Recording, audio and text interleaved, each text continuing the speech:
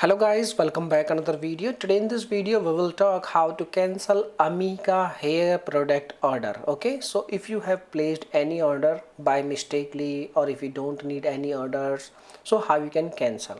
So basically cancellation is very easy. You just need to simply type like how to cancel Amika order, and once you get this result, how can I cancel my order, it will redirect you on this kind of window. Like I want to show you this window. On this window they have provided you email ID and they have provided you phone number.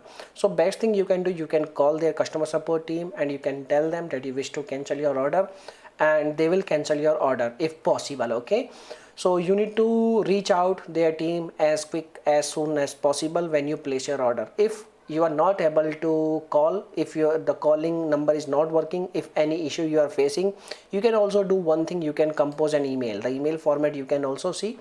In the email subject you need to write request to cancel purchase order, and in the email you need to you can like provide some information related to your order purchase number, and decision why you want to cancel your order, and the reason. You need to provide a valid reason why you want to cancel your order, and your email ID and all. Once the to verification process, or only for verification process, once they verify your order, you can like they will cancel your order very easily. So when you compose this email, you need to send this email. The email address is also mentioned on this page.